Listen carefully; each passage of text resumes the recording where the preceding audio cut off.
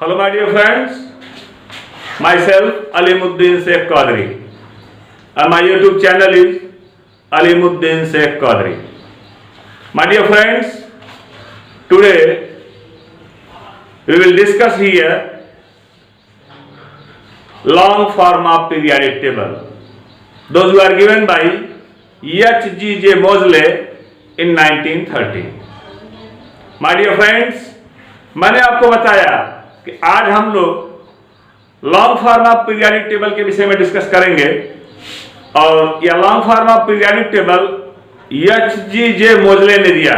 आप लोगों ने देखा कि इसके पिछला जो हमने अपना लेक्चर अपलोड किया है उसमें एस ब्लॉक, पी ब्लॉक और डी ब्लॉक तक एलिमेंटों के विषय मैंने डिस्कस किया था। मैं आइए एक समरी आपको दे रहा हूं। उस समरी को जिन बच्चों ने अभी अब तक हमारी समरी को नहीं पढ़ा होगा, नहीं देखा होगा, नहीं ध्यान दिया होगा, मेरा उनसे हम्बल रिक्वेस्ट है कि वो उस हमारे पिछले वीडियो को आराम से देख करके उसका नोट बना लेंगे। और नोट बनाना सभी के लिए अनिवार्य है, इस बात को आप लोग ध्यान देंगे। जितना आप नोट बनाएंगे फिर आपके रिवीजन में कोई प्रॉब्लम कहीं से नहीं आएगी। माय डियर फ्रेंड्स, आइए देखते हैं एक एक करके। मैंने इसके पहले आपको कहा था, बताया था कि हमने पूरे पीरियोडिक टेबल को जो है, यहां पर जो आप पीरियोडिक टेबल आप देख रहे हैं यह long form of periodic table है और long form of periodic table H.G.J. मोजले के द्वारा बनाई गई है। इसके पहले आपने देखा मैंने न्यूलैंड का ऑक्टेव रूल बताया। न्यूलैंड ने क्या बताया था, जो है न्यूलैंड ऑक्टेव रूल क्या था, मेंडलीव ने क्या दिया था, डोवेराइनर ने ट्रैक्ट्स रूल में क्या बोला था, ये सारे नियमों की व्याख्या मैंने किया है। और आज हम आपको H.G.J. मोजले की long form of periodic table के विषय में बताने चल रहे हैं। आइए देखते हैं कि H.G.J. मोजले ने अपने long form of periodic table को कैसे बनाया। तो आपको एक बात तो ध्यान में ये तो रखना ही होगा कि यह जो है H.I. मेंडलीव ने जो अपनी पीरियोडिक टेबल लॉन्च किया था, पीरियोडिक टेबल बनाया था, उस पीरियोडिक टेबल में मेंडलीव ने कुछ वैकेंट प्लेस छोड़ दिए थे। ऐसे प्लेसेस को मेंडलीव ने छोड़ा था कि जहां पर के आगे आने वाले वैज्ञानिक अर्थात मेंडलीव के बाद जो वैज्ञानिक आते उन वैज्ञानिकों के लिए वह कौतूहल का विषय बना कि यहां पर मेंडलीव ने इन एलिमेंटों को वैकेंट प्लेस क्यों दिया, यहां पर इस वर्ग में, इस आवर्त में वैकेंट प्लेस क्यों दिया। अर्थात वह वैकेंट प्लेस इस बात को इंडिकेट करता है हमको यहां पर नए एलिमेंट की खोज करना, नए एलिमेंटों को शिफ्ट करना है। यह मेंडलीव की जो है मेरिट रही, ना कि डिमेरिट। मेरिट मतलब होगा यह मेंडलीव का एक जो है प्रोत्साहन रहा, ना कि जो है अप्रोत्साहन। मीन्स यह एक मेरिट रही, एक अच्छाई रही मेंडलीव की, मेंडलीव के गुण रहे उनकी पीरियोडिक टेबल के कि उन्होंने वैकेंट प्लेस दिया। और माय डियर फ्रेंड, इस बात को भी ध्यान में रखिएगा, मेंडलीव ने जो टोटल नंबर ऑफ एलिमेंट का डिस्कस किया उस समय जैसे मेंडलीव डिस्कस करना स्टार्ट किए थे ओनली 59 एलिमेंट थे और मेंडलीव ने इतने एलिमेंटों को एक साथ डिस्कवर किया, पहुंचा दिया उनकी संख्या 79 पर। तो आइए देखते हैं हम इस पीरियोडिक टेबल में जो है कहां पर कौन से किस ब्लॉक में कहां से लिया गया है। माय डियर फ्रेंड्स, सबसे पहले हम आपको बताना चाहेंगे कि पूरे long form of periodic table को 4 पीरियड में डिवाइड किया गया। कितने पीरियड में? 4 पीरियड में डिवाइड किया गया। एक को कहा गया वेरी शॉर्ट पीरियड, फिर short period, long period, very long period. इस बात को ध्यान में रखिएगा, 4 पीरियड में डिवाइड किया गया। Very short period, short period, long period, very long period. यहां पर देखेंगे आप वेरी शॉर्ट पीरियड में आप देखिएगा वेरी शॉर्ट पीरियड में 2 एलिमेंट, वेरी शॉर्ट पीरियड में 1 और उस साइड में आ जाइएगा, क्योंकि हाइड्रोजन को पीरियोडिक टेबल में 2 जगहों पर प्लेस किया गया। एक तो फर्स्ट ए में दिया गया, दूसरा जो है सेवंथ ए में दिया गया है, जो कि विवादास्पद है। एक ही एलिमेंट को पूरे पीरियोडिक टेबल में 2 जगहों पर स्थान देना कहां का न्याय है। तो इस तरह से हम ये कहते हैं कि एक एलिमेंट को पूरे पीरियोडिक टेबल में 2 जगहों पर स्थान नहीं दिया जाना चाहिए, लेकिन वैज्ञानिकों ने दिया है। तो आजकल हम क्या कहते हैं, डॉक्टर के शर्मा ने अपनी बुक में लिखा कि हाइड्रोजन को एक उचित स्थान देना आवश्यक है। मैं मानता हूं सही कहा उन्होंने। सबसे पहले आप देखिए कि हाइड्रोजन यहां पर एल्कलाई मेटल के साथ है, क्षार धातुओं के साथ है। दोबारा आप देख रहे हैं वही हाइड्रोजन जो एल्कलाई मेटल के साथ है वही हैलोजनों के भी साथ है। 7th ग्रुप में आप देखिएगा hydrogen, fluorine, chlorine, bromine, iodine, astatine है। यहां पर जो नया एलिमेंट खोजा गया है, अभी उसका आईपीएसी नाम जो है नहीं रखा गया है, UUS किया गया है। तो इस तरह से जो 7th ए में है, 7th ए में भी हाइड्रोजन आ रहा है और फर्स्ट ए में भी हाइड्रोजन आ रहा है। एक ही एलिमेंट को दो जगहों पर प्लेस करना ये पीरियोडिक टेबल का एक डिमेरिट है। चाहे वो long form of periodic table रही हो, चाहे वो मेंडलीव की जो है संशोधित आवर्त सारणी रही हो, कोई भी पीरियोडिक टेबल रहा हो, ये मेंडलीव की पीरियोडिक टेबल से लेकर के आधुनिक आवर्त सारणी तक long form of periodic table तक का एक डिमेरिट रही, एक दोष रहा है। अगले बात देखिएगा आप लोग कि यहाँ पर शॉर्ट पीरियड में यहाँ पर देखिएगा कि यहाँ पर थर्ड और फोर्थ, फर्स्ट पीरियड जो है वो वेरी शॉर्ट पीरियड है जिसमें नंबर ऑफ एलिमेंट 2 है फर्स्ट पीरियड में। सेकंड आ रहा है वेरी शॉर्ट पीरियड में आप देखिएगा एक में जो है 8 एलिमेंट है, 6 इधर है और 2 इधर है, 6 to 8 हो गया, 6 to 8, 8 to 16। तो यहाँ पर 16 एलिमेंट आ गए। मींस आपने देखा कि शॉर्ट पीरियड में 16 एलिमेंट आए। उसके बाद आप देख रहे हैं लॉन्ग पीरियड आ रहा है। My dear friends, long period में आप देख रहे हैं कि लॉन्ग पीरियड में 36 एलिमेंट आएंगे। लॉन्ग पीरियड में 36 एलिमेंट, इसलिए लॉन्ग पीरियड कौन कौन से होंगे? लॉन्ग पीरियड में आप देखिएगा कि लॉन्ग पीरियड में आ रहा है 4 और 5। 4 और 5 जो है वो लॉन्ग पीरियड है। 4 और 5 जो है वो लॉन्ग पीरियड है। तो 4 और 5 में जो है लॉन्ग पीरियड, 4 और 5 में लॉन्ग पीरियड है।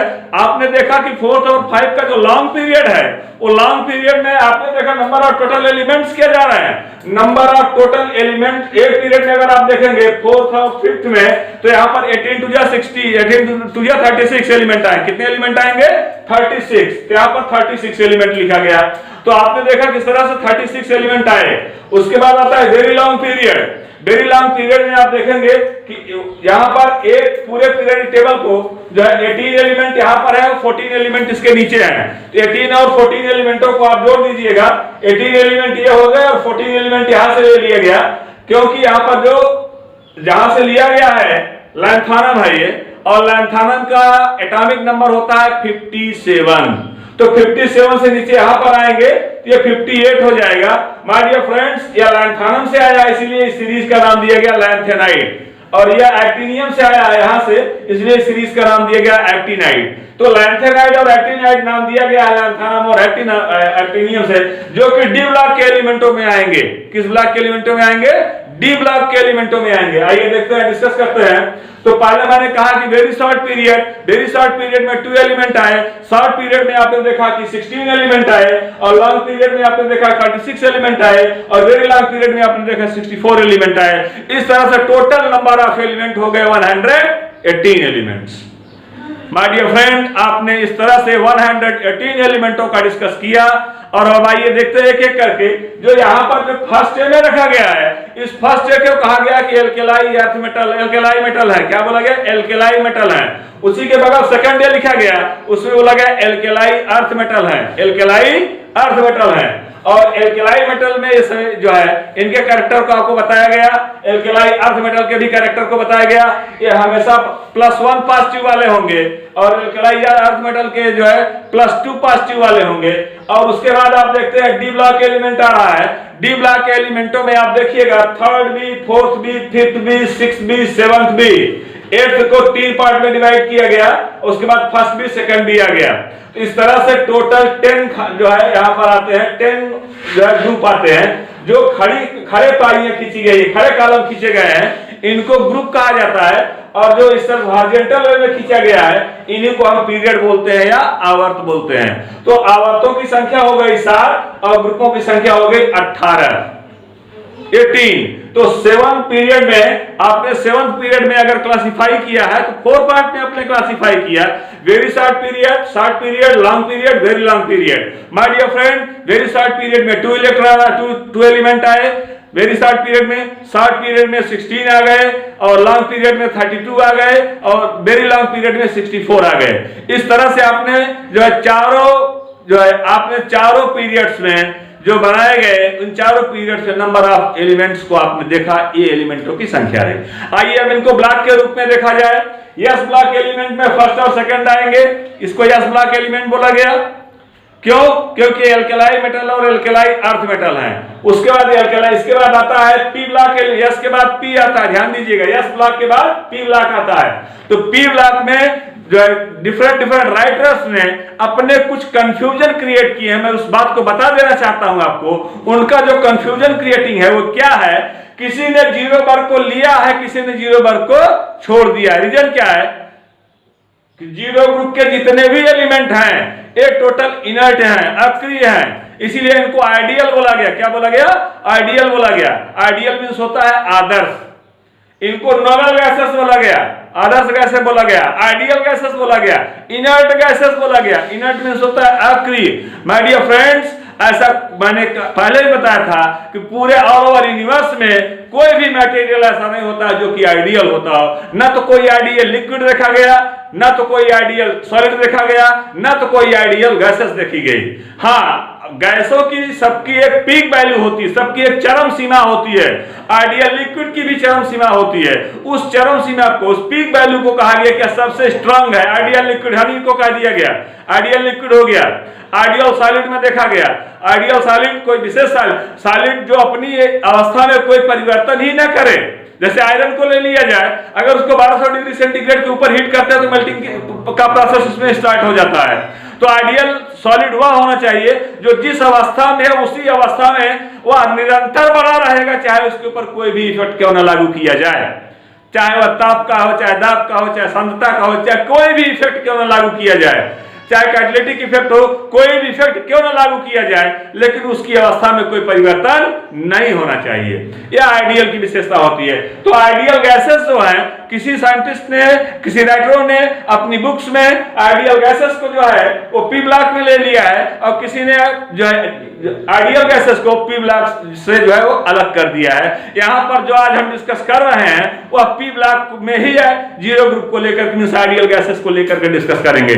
आइए देखा जाए तो यहाँ पर डी ब्लॉक, जो पी ब्लॉक में third A, fourth A, fifth A, six A, seventh A, ध्यान दीजिएगा ए वाले जितने हैं थर्ड ए से लेकर के सेवंथ ए तक, थर्ड ए से सेवंथ ए तक आ गए, किसमें आ गए? ये आ गए आपके पी ब्लॉक में। उसी के बाद जीरो आ रहा है, जीरो भी पी ब्लॉक का ही एलिमेंट मान करके हम डिस्कस कर रहे हैं उसका। जबकि जीरो ग्रुप में ना तो ये इलेक्ट्रॉन देगा ना तो इलेक्ट्रॉन लेगा। उसका रीजन क्या है? जीरो ग्रुप में वे सारे के सारे एलिमेंट रखे गए हैं जो जिनके outer most orbit completely fulfil हैं, जिनकी बाहरी कक्षाएं पूरी तरह से भरी हुई हैं। क्लियर है? तो जिनकी बाहरी कक्षाएं पूरी तरह से भरी हुई है जीरो ग्रुप में आ गए, जैसे helium, neon, argon, krypton, xenon, radon आपने देखा।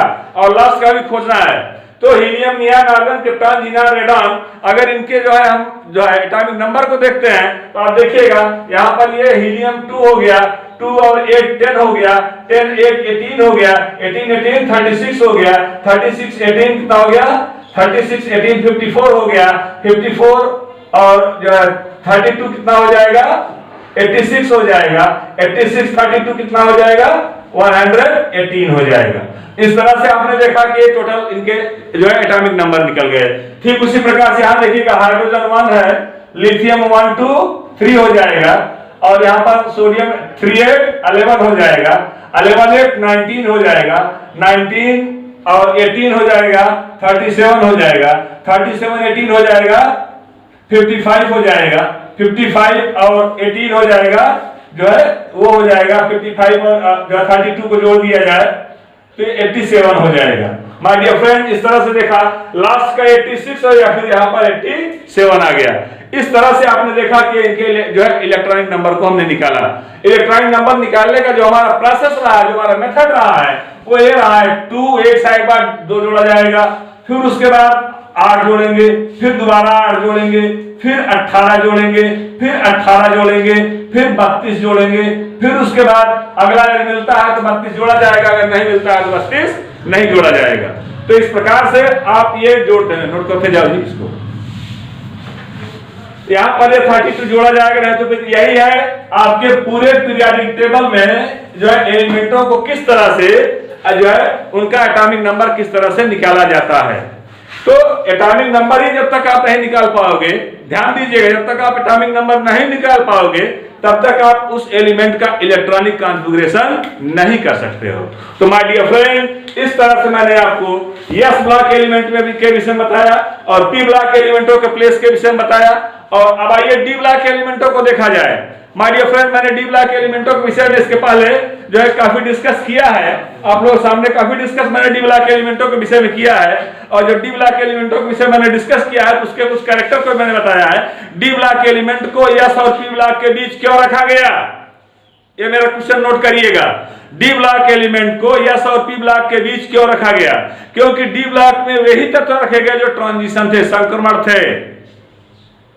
संक्रमण एलिमेंटों को ही डी ब्लॉक एलिमेंट के बीच रखा गया है। तो ये ट्रांजिशन एलिमेंट संक्रमण तत्व है जिनको डी ब्लॉक एलिमेंटों में रखा गया। अब आप डी ब्लॉक एलिमेंटों के नंबर नोट करेंगे, 3rd B, 4th B, 5th B, 6th B, 7th B.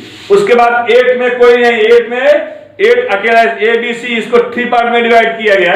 फिर हो गया 1st बी, 2nd बी। यहां पर देखेंगे टोटल को मिला दिया जाए कि 10 लॉन्गिट्यूडनल लाइंस आती हैं जिनको हम कहते हैं कि ये जो है ये ग्रुप है। क्या बोलते हैं इनको? ये ग्रुप है। तो 10 ग्रुप जो होते हैं वो डी ब्लॉक एलिमेंट के हो गए। क्लियर हो गया? 2 ग्रुप हो गए एस ब्लॉक एलिमेंट के, 10 ग्रुप हो गए जो है किसके? 10 ग्रुप हो गए जो है वो डी ब्लॉक एलिमेंट के। 10 और 2 12 हो गया। 6 ग्रुप हो गए पी ब्लॉक एलिमेंट के, और 12 और 6 18, यही टोटल 18 ग्रुप होते हैं। तो नंबर ऑफ ग्रुप पूरे पीरियोडिक टेबल में, long form of periodic table में नंबर ऑफ ग्रुप्स आपने देखा है कितने आ गए? Number of groups 18। क्लियर हुआ? नंबर ऑफ ग्रुप्स कितने आए? 18 आए। तो 18 में इस तरह से आप देख रहे फर्स्ट डे सेकंड डे से लेकर के जो है लास्ट तक हम पहुंच गए 0 तक।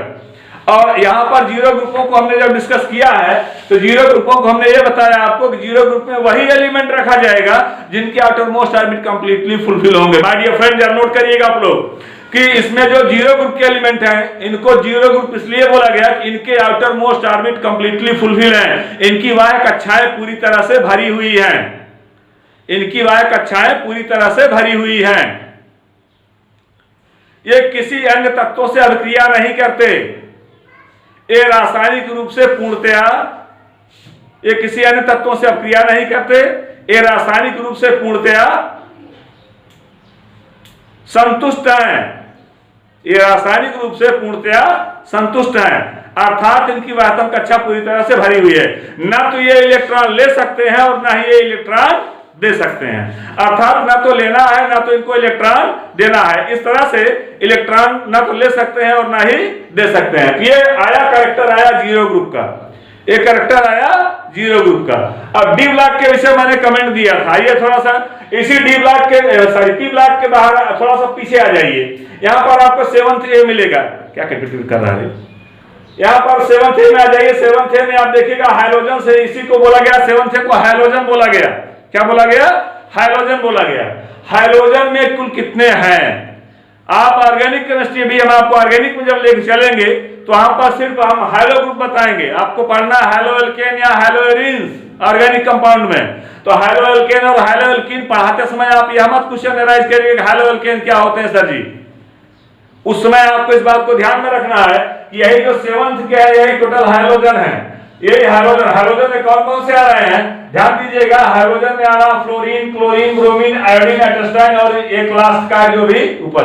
तो ऊपर वाले एलिमेंट ज्यादा एक्टिव है कंपेयर ऑफ लोअर एलिमेंट, इसीलिए ऊपर वाले एलिमेंटों को ज्यादा जो है स्थान दिया जाता है, उनसे अभिक्रियाएं ज्यादा कराई जाती हैं और नीचे वाले एलिमेंट्स की अभिक्रियाएं कम कर। जैसे ग्रेनाड ले लिया, मैंने एक एग्जांपल शो कर रहा है। ग्रेनाड ले लिया RMgX। माय डियर फ्रेंड, यहाँ पर X क्या है? X जो है ये हाइड्रोजन है। क्या है ये? हाइड्रोजन है। इसको नोट करिएगा। और इस हाइड्रोजन में X की वैल्यू में हम क्या लिख सकते हैं? क्लोरो लिखेंगे, ब्रोमो लिखेंगे, आयोडो लिखेंगे, फ्लोरो लिखेंगे। इस तरह से आपने देखा कितने मैंने लिखा है? ये रिएक्टिविटी सीरीज के बेस पर मैंने 4 एलिमेंट को लिखा है। या ध्यान रखिए रिएक्टिविटी बेस पर लिखा गया एलिमेंट है। यह जो एलिमेंट लिखा जा रहा है ये रिएक्टिविटी बेस पर लिखा गया। Chlorine, bromine, iodine, fluorine. UPSC name में अगर हम चलते हैं international union of pure and applied chemistry, अगर हम आईपीएससी में चलते हैं इनको कहते हैं क्लोरो, ब्रोमो, आयोडो, फ्लोरो। तो यहां पर अगर देखा जाए तो RMgX alkyl magnesium halide. RMgX को क्या बोलते हैं? आर को बोलते हैं एल्किल मैग्नीशियम हाइलाइड। आर जो दिया गया इसका सामान्य सा सूत्र होता है CnS2n+1। अब इसमें आप n की वैल्यू 1 रखेंगे तो ये निकलेगा CH3। अगर n की वैल्यू 2 रखेंगे निकलेगा C2H5। n की वैल्यू 3 रखेंगे, निकलेगा 3s7। तो इस तरह से हम n की वैल्यू को, r की वैल्यू को यहाँ पर फाइंड आउट कर लेते हैं। mg वैसे ही अपने पास रहेगा। और x मींस हाइड्रोजन। हाइड्रोजन में हमने आपको बताया कि 7th में जितने भी एलिमेंट हमको मिले हैं सब के सब क्या है, ये हाइड्रोजन है। Any confusion? 7th ग्रुप के एलिमेंटों को क्या बोला गया? हाइड्रोजन बोला गया। हाइड्रो ग्रुप के एलिमेंट्स हैं, इनको हाइड्रोजन बोला गया। और हाइड्रोजन में टोटल कितने एलिमेंट है? हाइड्रोजन में टोटल कितने एलिमेंट है? 1 2 3 4 5। कितने एलिमेंट है? 5। जिसमें हाइड्रोजन को हम नहीं ले रहे क्योंकि हाइड्रोजन को पीरियड टेबल में दोनों स्थानों पर जो है किया गया है। 7th में भी किया गया है, 1st में भी किया गया है। क्लियर है? तो इसलिए हाइड्रोजन आ रहा है 1 2 3 4 5 एलिमेंट हाइड्रोजन है। माय डियर फ्रेंड्स, इस बात का भी ध्यान रखिएगा, जैसे जैसे ऊपर से हम ग्रुप में समूह में ऊपर से नीचे आते जाते हैं, इनकी अभिक्रियाशीलता कम होती चली जाती है। रीजन उसका यह है कि ये धीरे धीरे एटॉमिक साइज इनकी बढ़ती चली जाती है, एटॉमिक रेडियाई बढ़ती चली जाती है, परमाणु त्रिज्याएं बढ़ती चली जाती हैं। अगर परमाणु त्रिज्या बढ़ती चली जा रही है, जाहिर सी बात है कि इलेक्ट्रॉन जो है नाभिक से दूर होता चला जा रहा है। जब कोई इलेक्ट्रॉन नाभिक से दूर होता चला जाएगा तो नाभिक का उसके ऊपर अट्रैक्शन पावर जो है वो कम हो जाएगा। इसीलिए वो इलेक्ट्रॉन आसानी से शायद जो है दूसरे से कंपेयर कर लेते हैं, क्योंकि वो न्यूक्लियर फोर्स से बहुत ही रेयर केसेस में फंसे हुए होते हैं, बंधे हुए होते हैं। यही रीजन होता है कि जो रेयर पॉइंट पर इलेक्ट्रॉन जो है उस एलिमेंट से फंसा हुआ है, बंधा हुआ है, उससे कैच किया गया है, वह आसानी से किसी दूसरे एक्टिव एलिमेंटों के साथ रिएक्शन करके, आसानी से किसी दूसरे एलिमेंटों के साथ रिएक्शन करके वो तेजी के साथ जो है अपने अंदर एलिमेंट को बनाएगा। लिथियम हाइड्राइड, पोटेशियम हाइड्राइड, इस तरह से आप देख रहे हैं। तो हाइड्रोजन जो यहाँ पर रखा गया वो तो एल्कलाई मेटल के साथ रिएक्शन कर ले रहा है। तो जबकि हाइड्रोजन यहाँ पर एल्कलाई मेटल के साथ रिएक्शन कर रहा है, तो आप देखेंगे हाइड्रोजन में सिर्फ कौन सा हाइड्रोजन कर रहा है? हाइड्रोजन। अब आप ये कहिए Na का है, यहाँ पर आप देखिए Na का हाइड्रोजन के साथ लीजिएगा NaCl, यहाँ पर देख रहे हैं KCl, देख रहे हैं potassium chloride, sodium chloride. Means एक पॉजिटिव एक निगेटिव के साथ आसानी से रिएक्शन कर लेगा। तो इससे यह स्पष्ट हो जाता है कि कौन सा एलिमेंट किस बेस पर रिएक्शन कर रहा है, किस एक्टिविटी के साथ रिएक्शन कर रहा है। ये सारी की सारी विशेषताएं आपको पीरियोडिक टेबल से मिल जाती हैं। तो आइए देखते हैं हम डी ब्लॉक एलिमेंटों के विषय में कुछ कैरेक्टर जो आप लोग लिखे हैं, जरा एक बार आप रिवाइज कर लेंगे। तो डी ब्लॉक एलिमेंटों में आप लोग कैरेक्टर को जरा सा नोट करते जाइए, जो लड़के नहीं लिखे हैं वो नोट करेंगे। डी ब्लॉक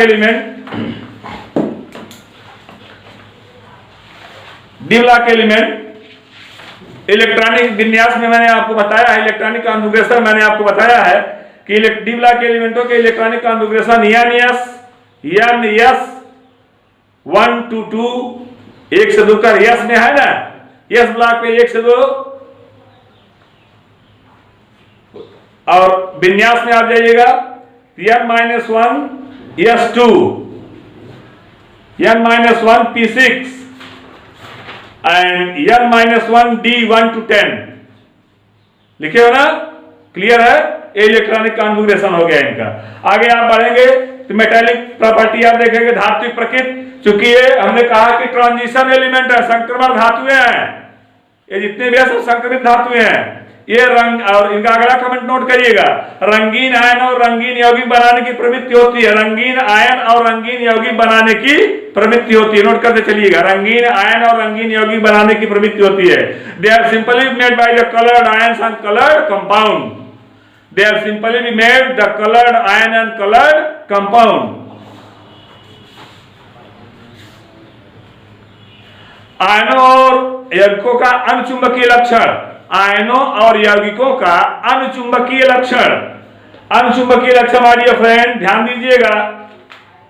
तो अनुचुंबकीय लक्षण है ये, अनुचुंबकीय लक्षण, अनुचुंबकीय, प्रतिचुंबकीय नहीं कह रहा है, अनुचुंबकीय लक्षण। थर्ड अगला देखेंगे, संघ का कॉम्प्लेक्स कंपाउंड बनाने की प्रवृत्ति।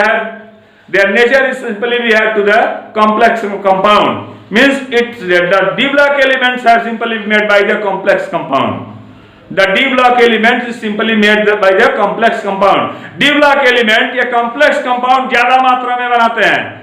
जो complex compound में संगुणित यौगिक ज्यादा बनाते हैं D block element। परमाणु और आणविक त्रिज्याएं, यह मैंने आपको बताया। माय डियर फ्रेंड ध्यान दीजिएगा, परमाणु और आणविक त्रिज्याओं में आप इस बात पर आइए ध्यान दीजिएगा। मैंने आपको पहले ही बताया है, परमाणु और आणविक त्रिज्या के विषय में आपको किसी ने पूछा, कोई जानना चाहता है तो आप ध्यान देंगे। परमाणु और आणविक त्रिज्या में मैंने बताया है कि अगर हम परमाणु और आणविक त्रिज्या के विषय में डिस्कस कर रहे हैं, देखिएगा आप लोग तो अभी आसानी से आपकी समझ में आ जाएगा परमाणु और आणविक त्रिज्या क्या होती है। इसके विषय में आइए देखते हैं। जैसे मान लीजिए यहाँ पर यह मैंने बना दिया है एक एटम की साइज मैंने बनाया, यहाँ पर इसका न्यूक्लियस हो गया। अब इस तरह से आगे बढ़ता चला जा रहा है। आप देखेंगे कि सेंटर से इसकी दूरी जो है, हर इलेक्ट्रॉनों की दूरियां इसकी दूर होती चली जा रही हैं। नाभिक से इलेक्ट्रॉनों की स्थिति दूर होती चली जा रही है। माय डियर फ्रेंड, नाभिक से सेंटर से जैसे जैसे इनकी दूरी बढ़ती जाएगी वैसे वैसे न्यूक्लियस से लगने वाला अट्रैक्शन फोर्स कम होता जाएगा। क्लियर हो गया? जाहिर सी बात है, जो इलेक्ट्रॉन सबसे बाहर होगा उस पर न्यूक्लियस का फोर्स सबसे कम होगा। क्लियर है? तो वही इलेक्ट्रॉन जो बाहर है वही इलेक्ट्रॉन फ्री हो जाता है तो उसी को स्वतंत्र इलेक्ट्रॉन या फ्री इलेक्ट्रॉन बोला जाता है। क्योंकि फ्री इलेक्ट्रॉन है, स्वतंत्र इलेक्ट्रॉन है, वही फ्री इलेक्ट्रॉन है, वही इलेक्ट्रॉन जो है आवेश को एक स्थान से दूसरे स्थान पर लेकर के जाता है, इसीलिए उस इलेक्ट्रॉन को आवेश वाहक इलेक्ट्रॉन कहा जाता है। क्योंकि इलेक्ट्रॉन मूवमेंट करता है, इलेक्ट्रॉनों में गति होती है, इसलिए माय डियर फ्रेंड जाते समय अपने साथ चार्ज को लेकर जाता है, इसीलिए उसे चार्जेबल इलेक्ट्रॉन कहा जाता है, आवेश वाहक इलेक्ट्रॉन भी कहा जाता है। तो तीन नाम मैंने बताए, स्वतंत्र इलेक्ट्रॉन, आवेश वाहक इलेक्ट्रॉन, चालन इलेक्ट्रॉन। ये तीनों इलेक्ट्रॉन एक ही हैं, लेकिन उनकी गतियों के ऊपर, उनकी स्थितियों के ऊपर हमने इनको तीन नाम दिए। स्वतंत्र कब कहा गया? जब वो नाभिक के आकर्षण बल से मुक्त हो गया। चालन कब कहा गया? जब आवेश को एक स्थान से लेकर दूसरे स्थान पर गया। ठीक ना? आवेश वाहक क्यों कहा गया? क्योंकि वह जा रहा है तो अपने साथ अपने आवेश को भी लेकर के जा रहा है। समझ में आया ना? इस तरह से उसी एक इलेक्ट्रॉन को मैंने तीन नामों में बांट दिया।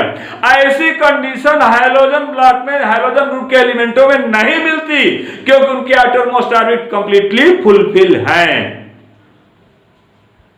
तो माय डियर फ्रेंड, यह कैरेक्टर आपने देखा। अगला देखते हैं कि अनिश्चित अनुपात के यौगिकों का बनाना, ये मैंने आपको ऑलरेडी बता दिया। इसमें अनिश्चित अनुपात के यौगिक बनते हैं, उसके बाद अंतराकाशीय यौगिक बनते हैं। लास्ट में मैंने बताया कि ये डी ब्लॉक के एलिमेंट मिश्र धातुएं बनाते हैं, एलॉय बनाते हैं। क्वाइन मैंने बताया था ना, मैंने पिछले अपने लेक्चर में जो YouTube का मैंने लेक्चर अपलोड किया उसमें आपको बताया था कि ये क्वाइन सिक्का, जो सिक्के आप लोग लेते हैं 5 रुपए 10 रुपए 1 रुपए, जो भी सिक्का आप लोग यूज करते हो, वो सिक्का जो होता है, क्वाइन जो होते हैं वो एलॉय होते हैं, मिश्र धातुओं के बने हुए होते हैं। और ऐसे कंडीशन में, मिश्र धातुओं के बनने की कंडीशन में इसमें जो है रस्ट नहीं लगती, जंग नहीं लगती। अगर सपोज दैट ये सिर्फ आयरन के ही बने होते, ये किसी एक इंडिविजुअल मेटल के बने होते, वो मेटेलिक ऑक्साइड बना लेता। अगर किसी एक, जैसे एल्यूमिनियम का बना होता तो एल्यूमिनियम ऑक्साइड बना लेता, आयरन का बना होता तो आयरन ऑक्साइड बना लेता। क्या होता? इससे उसके ऊपर जंग लग जाती। बात समझ में आई कि नहीं? तो ऐसे कंपाउंड नहीं बनाते हैं, तो इसीलिए ये एलॉय मींस मिश्र धातुएं बनाते हैं। अगले कमेंट में आपने देखा था यौगिकों की प्रकृति। माय डियर फ्रेंड, इसमें जितने भी यौगिक होते हैं सब सहसंयोजक, नोट करिएगा। इसके सारे यौगिक जो होते हैं वो सहसंयोजक होते हैं और उप सहसंयोजक means covalent and coordinate compound. It simply be made mean D block elements are simply be made the covalent bond and coordinate bond. सहसंयोजक यौगिक और उप सहसंयोजक यौगिक बनाते हैं। किसके द्वारा? उपसहसंयोजी बंध और सहसंयोजी बंध के द्वारा। सहसंयोजी बंध और उपसहसंयोजी बंध के द्वारा ये सहसंयोजक यौगिक और उपसहसंयोजक यौगिक बनाते हैं। ये तो मैंने डी ब्लॉक एलिमेंटों के विषय में बता दिया। आइए माय डियर फ्रेंड, अब आगे आपको हम बताना चाहेंगे जो है लास्ट की थियरी पर। आइए चलते हैं, और जो इंपॉर्टेंट नेचर है सब लोग एक तरह से भाई नोट करिएगा इसको। एफ ब्लॉक एलिमेंट, नोट करिएगा, एफ ब्लॉक एलिमेंट, यह ब्लॉक एलिमेंट शुरू करें बेटा। यह ब्लॉक एलिमेंट देखेंगे आप, यह ब्लॉक एलिमेंटों को हमने पीरियोडिक टेबल के बाहर यहां पर लिखा है। माय डियर फ्रेंड, यह long form of periodic table का एक दोष है, एक कमी है, एक डिमेरिट है। रीजन क्या? रीजन यह होना चाहिए, काउंट तो हम कर रहे हैं यहां पर, आपने देखा कि very long period, very long period, very long period में कितने एलिमेंट आए? 64, 32 आए ना। 32 में 2 आए, 5वें और 6वें और 7वें में 34 आपने लिखा ना, तो 32 आपने लिखा ना, तो 32 आपने लिखा है, तो 32 कितने हो गए? 64। तो 64 एलिमेंट जो आपके आ रहे हैं 7, 6 और 7th में, वो कहां से आ रहे हैं? लैंथानम के बाद आपने देखा कि इसका जो होता है ये 57 होता है। कितना होता है? 57 होता है। एटॉमिक नंबर इसका 57 होता है। और एक्टिनियम को अगर देखा जाए, इसका होता है कितना? एक्टिनियम का 89 होता है। समझ आया ना? यहाँ पर इसको 89 देखा जाए, 89 मतलब 90 से यहाँ शुरू हो जाएगा, और यहाँ पर 57 है, यहाँ पर 58 से शुरू हो जाएगा। इस बात का ध्यान रखिएगा। 58 से लेकर के आगे बढ़ेंगे, 58, 59, 60, 61, 62, 63, 64, 65, 67, 68, 69, 70, 71, 72। क्लियर हो गया? अब ये जो आप आगे बढ़ रहे हैं, ये जो है ये ब्लॉक एलिमेंट हैं। अब हम ये ब्लॉक एलिमेंटों के विषय में आपको बताने चल रहे हैं। माय डियर फ्रेंड्स, आपने देखा कि मैंने S block, P block, D block बता दिया। अब आइए यह ब्लॉक के विषय में हम डिस्कस करते हैं। यह ब्लॉक एलिमेंट पहले तो आपको ये जान लेना आवश्यक है कि यह ब्लॉक एलिमेंट को पीरियोडिक टेबल के बाहर रखा गया। क्यों बाहर रखा गया, इसके विषय में आइए डिस्कस करते हैं। यह ब्लॉक एलिमेंट ये जो है 6th और 7th पीरियड के एलिमेंट है। 6th पीरियड में लैंथेनाइट से जो एलिमेंट निकाले गए 58, 59, 60 इस तरह से निकाला गया। आप ध्यान से देखेंगे तो यहाँ पर ये क्लियर हो जाएगा।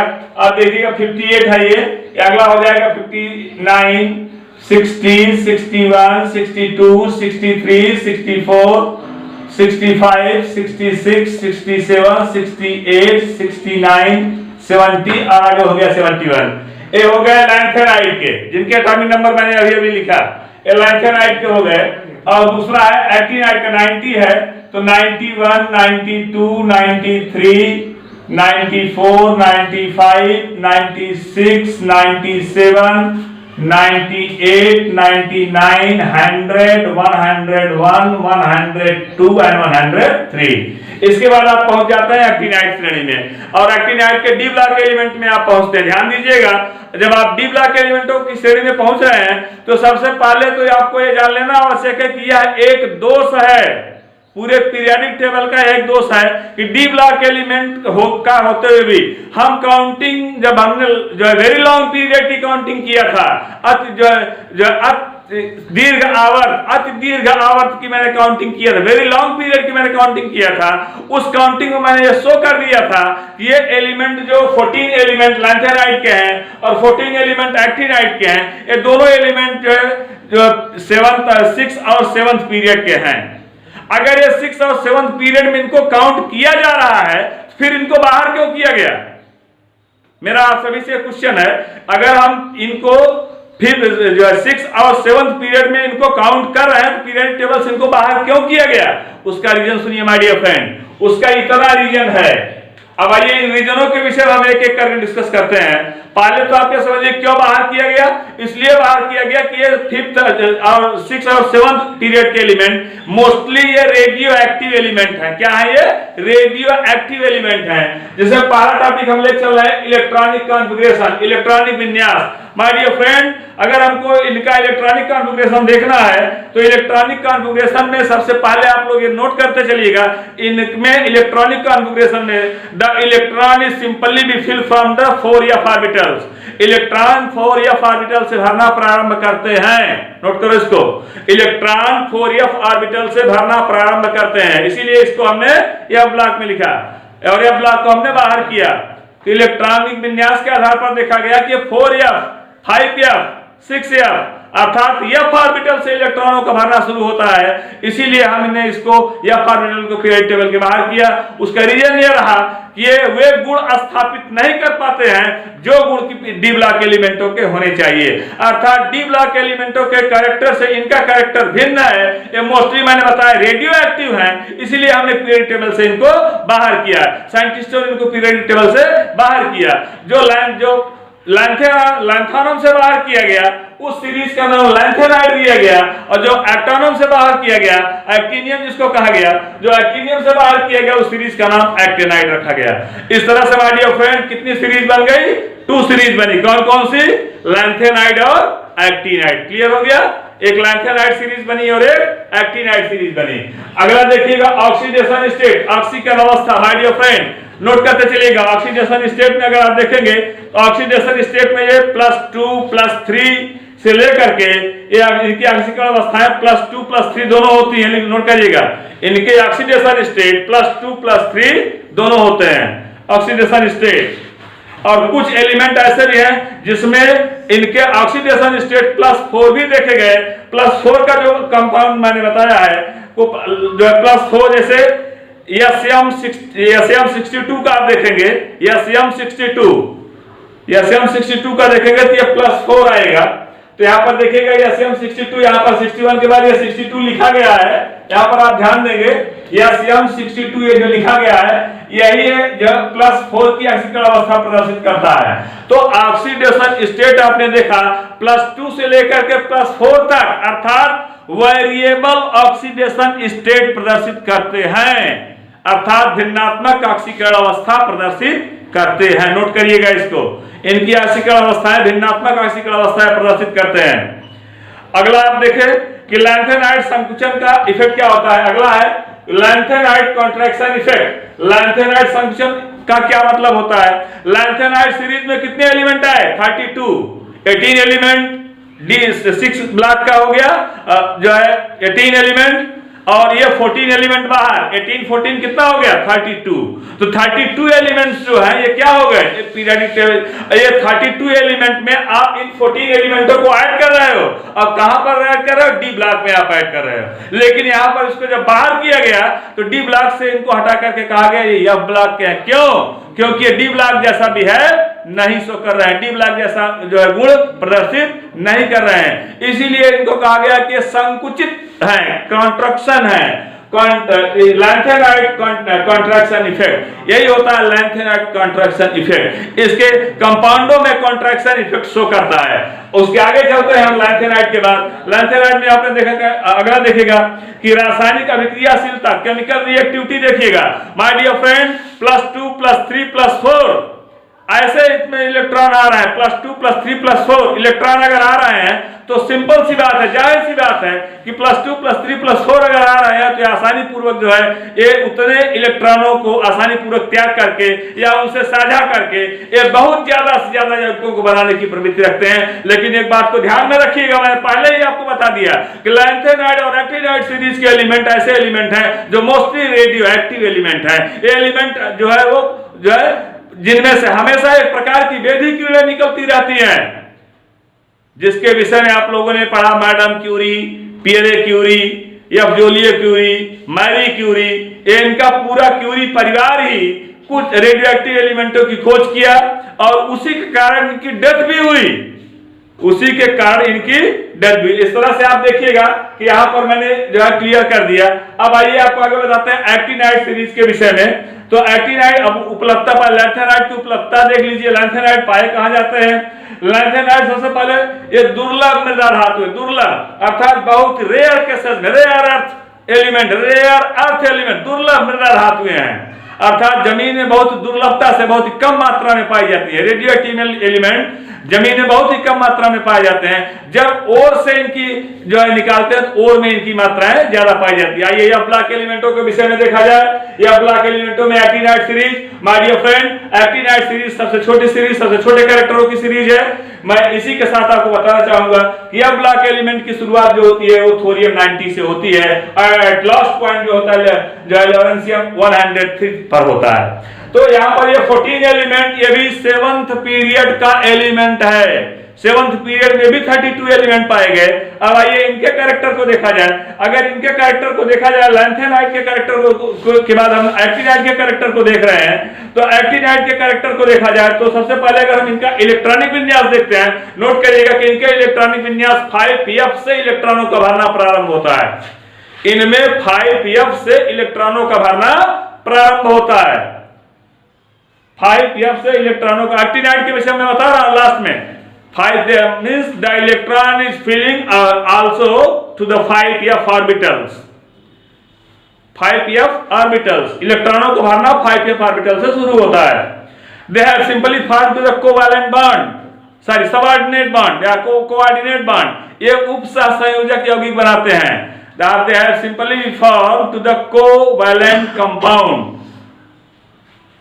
मतलब उप सहसंयोजी यौगिक बनाने वाले होते हैं. कौन से? एक्टिनाइड उप सहसंयोजक यौगिक बनाते हैं. 4F और 5F का इसमें इलेक्ट्रॉनिक विन्यास होता है. क्लियर हो गया? 4F से लेकर के 5F तक के इलेक्ट्रॉन इसमें मूव करते हैं. अगला देखिएगा कि नाभिकीय अस्थायित्व इसका क्या होता है. न्यूक्लियर जो स्टेबिलिटी क्या होती है? न्यूक्लियर स्टेबिलिटी होती है माय डियर फ्रेंड. यह सबसे इंपॉर्टेंट पॉइंट है कि न्यूक्लियर स्टेबिलिटी क्या है. नोट कर लीजिएगा. जो इसको नोट करिए न्यूक्लियर स्टेबिलिटी को. बोलो इसको लिखिए. नोट इसमें लिखिएगा एक्टिनाइड श्रेणी के तत्व अधिकांशतः रेडियो एक्टिव है. एक्टिनाइड श्रेणी के तत्व अधिकांशतः रेडियो एक्टिव है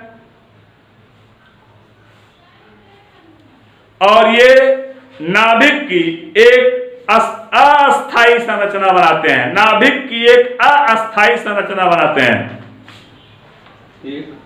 अर्थात एक्टिनाइड के नाभिक अस्थायी होते हैं. ऐसे भी लिख दो. एक्टिनाइड के जो है नाभिक अस्थायी होते हैं. आइए लास्ट का पॉइंट डिस्कस करते हैं. अकरेंस प्राप्ति स्थान. ये पाए कहा जाते हैं. नोट कर लीजिएगा.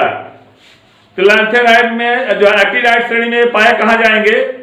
ये मुख्य रूप से अपने अयस्कों के रूप में पाए जाते हैं. जैसे मोनाजाइट. नोट करिएगा. और है इसका और लिखिएगा. मोनाजाइट के रूप में पाया जा रहा है. माय डियर फ्रेंड, इस तरह से आपने देखा. मैंने लैंथेनाइड और एक्टिनाइड सीरीज के विषय में बताया आपको और यह भी बताया कि जो लैंथेनाइड और एक्टिनाइड सीरीज है इसमें मोस्टली एलिमेंट वो जो होते हैं वो रेडियो एक्टिव एलिमेंट्स हैं और ये इनके कैरेक्टर होते हैं. और ये अगर कोई आपसे पूछ लिया कि इनको पीरियोडिक टेबल से क्यों बाहर किया गया, आप ये बताएंगे कि ये डी ब्लॉक एलिमेंटों के अन्य एलिमेंटों के साथ ये जो है सहयोग स्थापित नहीं कर पा रहे हैं. डी ब्लॉक एलिमेंटों के साथ कंपेयर नहीं कर पा रहे थे, इसलिए इनको डी ब्लॉक एलिमेंटों से जो है वो बाहर कर दिया गया. जब डी ब्लॉक एलिमेंटों से इनको बाहर किया गया तो पीरियोडिक टेबल के नीचे लाया गया. माय डियर फ्रेंड्स, ये डी ब्लॉक एलिमेंटों से बाहर किए गए. तो इस तरह से आपने देखा कि ये एक दोष रहा पीरियोडिक टेबल का. तो long form of periodic table में जो कमियां हैं जरा उन कमियों को अभी आप नोट कर लीजिएगा. हाइड्रोजन के स्थान को हाइड्रोजन को एक उचित स्थान न देना, या long form of periodic table का दोष है. दूसरा दोष है कि लैंथेनाइड और एक्टिनाइड सीरीज को पीरियोडिक टेबल के बाहर कर देना. यह भी एक दोष है जिसको हमने बताया. लैंथेनाइड और एक्टिनाइड सीरीज को जो है पीरियोडिक टेबल के बाहर कर देना. Long form of periodic table के दोष हैं. इस तरह से आपने लैंथेनाइड और एक्टिनाइड सीरीज में आपने देखा हाइड्रोजन को प्लेस नहीं दिया गया, लैंथेनाइड एक्टिनाइड को प्लेस, और समस्थानिक और समभारी आइसोटोप और आइसोबार के लिए कोई कांस्टेंट प्लेस का ना होना.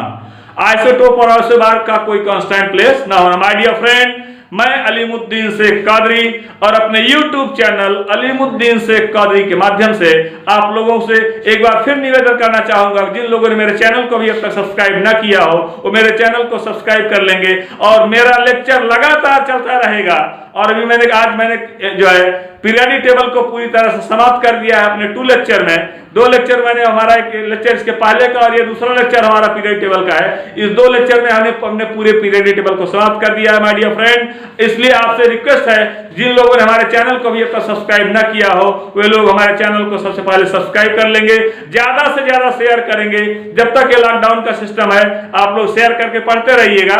इसके बाद आप लोग जो है फिर क्लास में आएंगे तो क्लास में आप लोगों को पढ़ाया ही जाएगा, सारी चीजें बताई जाएंगी. और जितना ज्यादा से ज्यादा हो सके, अगर आपके समझ में कहीं से कोई क्वेश्चन नहीं आ रहा है आप उन सारे क्वेश्चनों को मेरे व्हाट्सएप नंबर पर भेज सकते हैं. मेरा व्हाट्सएप नंबर ऑलरेडी मैंने यूट्यूब चैनल पर अपने व्हाट्सएप नंबर को ऑलरेडी अपलोड कर रखा है. 9919529090 ये हमारा व्हाट्सएप नंबर है. और हमारे व्हाट्सएप नंबर पर आप क्वेश्चन राइज कर सकते हो, क्वेश्चन पूछ सकते हो और उसका उत्तर मैंने दिया है. और हम उसका जो उत्तर देंगे आपको वो कहां से देंगे, किस बुक से देंगे, किस पेज से देंगे, सब फोटो करके आपको जो PDF फाइल में बना करके आपको उत्तर उसका भेज देंगे. तो मैं अलीमुद्दीन शेख कादरी अपने YouTube चैनल अलीमुद्दीन शेख कादरी के माध्यम से आज का टॉपिक यहीं पर समाप्त करता हूं. Thank you.